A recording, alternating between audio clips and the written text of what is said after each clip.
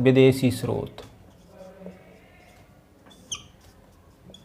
विदेशी स्रोत का मतलब है, जब हमने आपको कल संविधान पढ़ा रहे थे तो हमने आपको बताया था अपना भारत का संविधान बनाने से पहले जो संविधान सभा थी उसने लगभग 60 देशों के संविधान को अध्ययन किया और वहाँ से जो इम्पोर्टेंट चीज़ें थी उनको वहाँ से देख करके उनमें कुछ संशोधन करके, ऐसा नहीं कि हूबहू वहाँ से उठा करके अपने संविधान में रख लिया गया, उनको देख के जांच के परख के अपने संविधान में मिलाया गया है। तो उसी से प्रश्न बनते हैं कि किस देश के संविधान से क्या लिया गया, तो उन्हीं को आज हम लोग पढ़ेंगे। देखिए, सबसे पहले एकल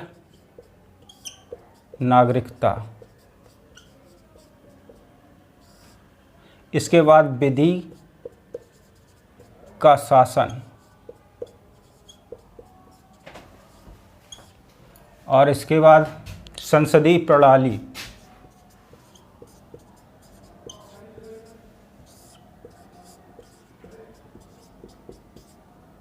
ये तीनों के तीनों जो प्रावधान है, एकल नागरिकता, विधि का शासन और संसदीय प्रणाली, ये जो प्रावधान है ये कहाँ से लिए गए? ये ब्रिटेन से लिए गए, ब्रिटेन के संविधान से। बात समझ में आई? प्रश्न पूछा जाता है कि एकल नागरिकता का प्रावधान कहाँ से लिया गया? तो ब्रिटेन के संविधान से। विधि का शासन कहाँ से लिया गया? ब्रिटेन के संविधान से। संसदीय प्रणाली कहाँ से ली गई है? ब्रिटेन के संविधान से। बात समझ में आई? किसी कोई दिक्कत तो नहीं? देखिए, इसके बाद मूल अधिकार,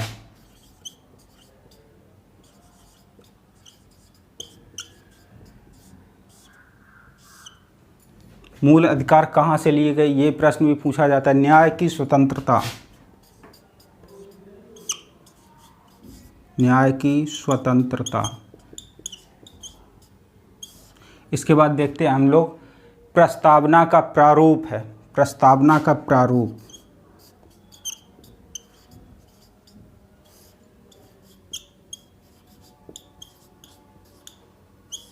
और क्या भाई? वित्तीय आपात। क्या है? वित्तीय आपात।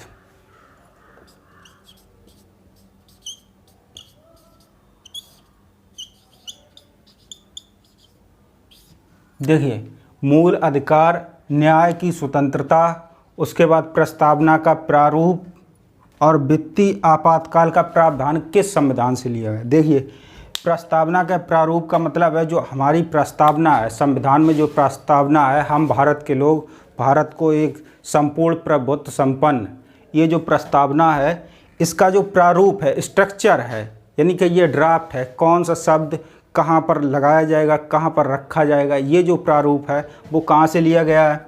ये सारे के सारे प्रावधान कहाँ से लिए गए? अमेरिका के संविधान से। यहाँ पर ये बात ध्यान देने वाली है कि प्रस्तावना का प्रारूप जो है ये कहाँ से लिया गया? अमेरिका के संविधान से।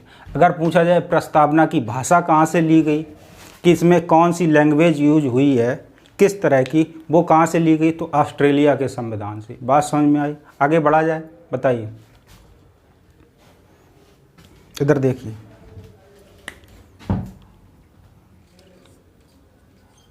प्रस्तावना की भाषा और क्या? समवर्ती सूची, इसका प्रावधान कहाँ से लिया गया? ये दोनों प्रश्न पूछे जाते हैं, ये प्रश्न बहुत पूछा जाता है। समवर्ती सूची का प्रावधान कहाँ से लिया गया?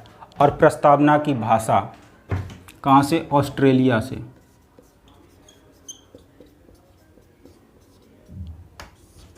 यहाँ पर देखिए, प्रस्तावना का प्रारूप कहाँ से लिया गया?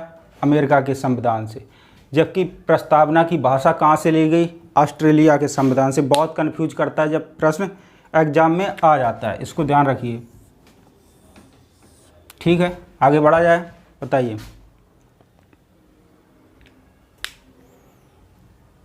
किसी कोई दिक्कत हो तो बताइए कमेंट करके, आगे बढ़ें फिर।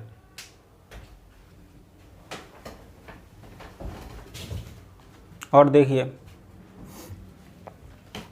आपातकाल,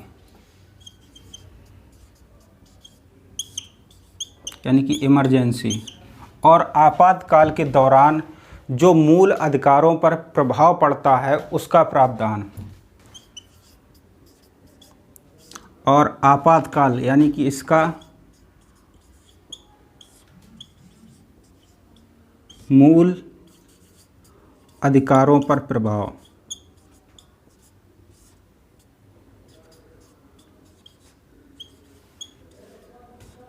इसका प्रावधान कहाँ से लिया गया बताइए, किसी को पता है? आपातकाल, देखिए यहाँ पर क्या है, वित्तीय आपात, इसे ध्यान रखिए, ये है वित्तीय आपात का प्रावधान अमेरिका के संविधान से, जबकि केवल आपातकाल या फिर कहिए इमरजेंसी और उसके बाद जो मूल अधिकारों पर आपातकाल का, इमरजेंसी का प्रभाव पड़ता है, इसका प्रावधान कहाँ से लिया गया? कहाँ से? जर्मनी से। देखिए आपको पता होगा कि जब आपातकाल, इमरजेंसी लगती है तो मूल अधिकार, हमारे कुछ मूल अधिकार समाप्त हो जाते हैं। जैसे कि इमरजेंसी जैसे ही लगेगी, अनुच्छेद अपने आप स्वतः ही समाप्त हो जाएगा। उसके बाद 20-21 जो अनुच्छेद है वो कभी समाप्त नहीं होता। इसके बाद जो और अधिकार बचते हैं उनको चाहे तो राष्ट्रपति यानी कि ख़त्म कर सकता है और चाहे तो ना कर सकता है। ये राष्ट्रपति के ऊपर, स्थिति के ऊपर डिपेंड करता है। जैसे ही आपातकाल लगेगा, अनुच्छेद 19 अपने आप स्वतः समाप्त मान लिया जाएगा। उसके बाद 20-21 कभी समाप्त नहीं होगा। उसके बाद जो अन्य अधिकार बचते हैं, मूल अधिकार, वो चाहे तो राष्ट्रपति ख़त्म कर सकता है और चाहे तो ना कर सकता है। ठीक है, वो उसके ऊपर, स्थिति के ऊपर डिपेंड करता है। बात समझ में आई? आगे बढ़ा जाए, बताइए भाई। चलिए देखिए आगे बढ़ते हैं। राज्य के नीति निर्देशक तत्व, ये बहुत प्रश्न पूछा जाता है कि राज्य के नीति निर्देशक तत्व कहाँ से लिए गए। और जो राज्यसभा में राष्ट्रपति द्वारा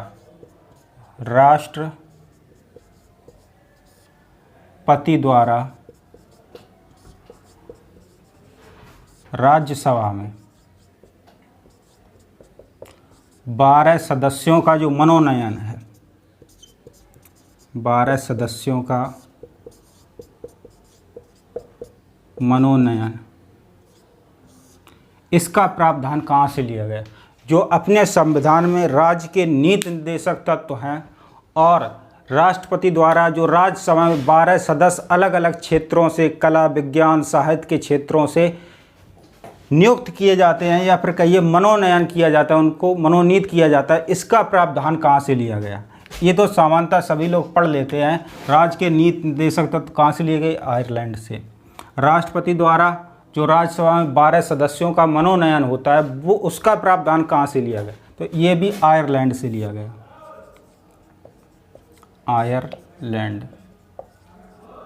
आयरलैंड के संविधान से। ठीक है, और इसके बाद देखिए गणराज्य का प्रावधान। किसका? गणराज्य।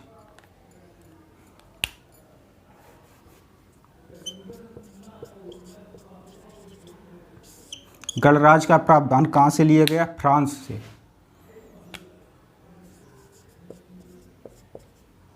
ठीक है, आगे बढ़ा जाए, बताइए। देखिए संविधान संशोधन प्रक्रिया,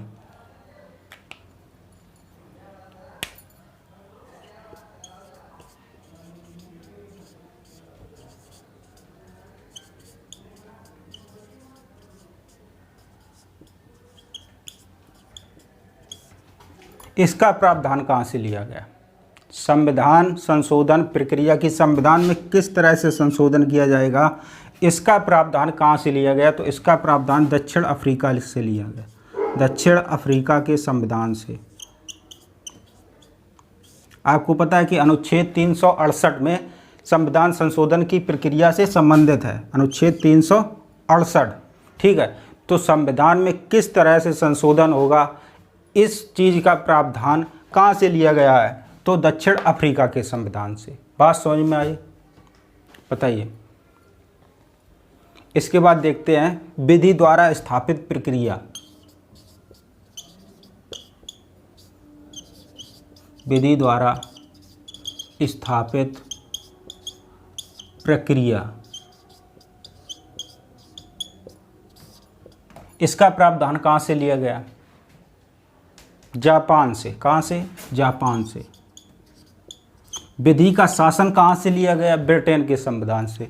विधि द्वारा स्थापित प्रक्रिया का सब प्रावधान कहाँ से लिया गया? जापान से। बात समझ में आई? बताइए भाई, किसी को कोई दिक्कत? आगे देखिए,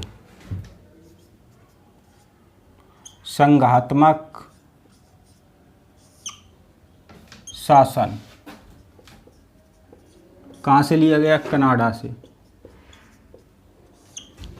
इसके बाद देखिए, मूल कर्तव्य। मूल कर्तव्य का प्रावधान, ये प्रश्न बहुत पूछा जाता है कि मूल कर्तव्य का प्रावधान कहाँ से लिया गया? तो ये लिया गया रूस से। अब फंसाता कैसे है? जैसे उसने दे दिया, पिछली बार जो यूपी टेट की परीक्षा हुई थी उसमें ये प्रश्न आया था कि मूल कर्तव्य का प्रावधान कहाँ से लिया गया। तो आपको सबको पता है कि रूस से लिया गया। रूस का एक नाम क्या है? पूर्व सोवियत संघ। यहाँ तक तो ठीक है, समझ में आता है। जब वो लिख देता है USSR, क्या लिख देता है? USSR, तब लोग कंफ्यूज होते हैं कि कौन सा विकल्प सही है।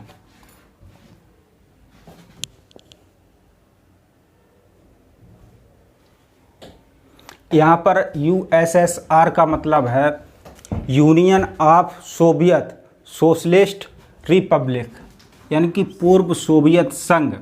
इसका मतलब क्या है भाई? रूस। ये ध्यान रखिए, यहाँ पर बहुत लोग फंस जाते हैं जब वो लिख देता है। जैसे यूपी टेट की परीक्षा में ये प्रश्न दिया गया था कि मूल कर्तव्य का प्रावधान कहाँ से लिया गया, तो उसने क्या किया? एक विकल्प में US लिख दिया, एक विकल्प में USSR लिख दिया, एक जगह लिख दिया जर्मनी, एक जगह लिख दिया ब्रिटेन। तो यहाँ पर देखिए चारों विकल्प हैं, ये चारों विकल्प में रूस कहीं नहीं लिखा है, ना ही पूर्व सोवियत संघ लिखा है।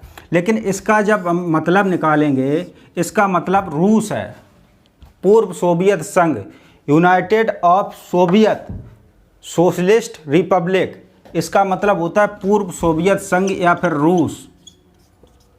तो इस चीज़ को आप ध्यान रखें। क्वेश्चन बहुत सरल था, बहुत लोग गलत करके आ गए क्योंकि उनको पता नहीं था USSR किसे कहते हैं। तो USSR किसे कहते हैं? रूस को कहते हैं। बात समझ में आई? बताइए भाई, मूल कर्तव्य का प्रावधान कहाँ से लिया गया? चाहे ऑप्शन में रूस हो, चाहे पूर्व सोवियत संघ हो, चाहे सोवियत संघ हो, या फिर USSR हो, वही सही होगा। ठीक है, आगे बढ़ा जाए। ये थे आपके जो विदेशी संविधान है उनसे लिए गए प्रावधान। देखिए, इसके बाद जब संविधान बना तो संविधान की बहुत सारे लोगों ने आलोचना भी की कि ये नकल है, अन्य देशों के संविधानों से उठाई हुई हूबहू नकल है, जबकि ऐसा नहीं है। सबसे ज़्यादा प्रभाव जो संविधान पर है वो भारत शासन अधिनियम, भारत शासन अधिनियम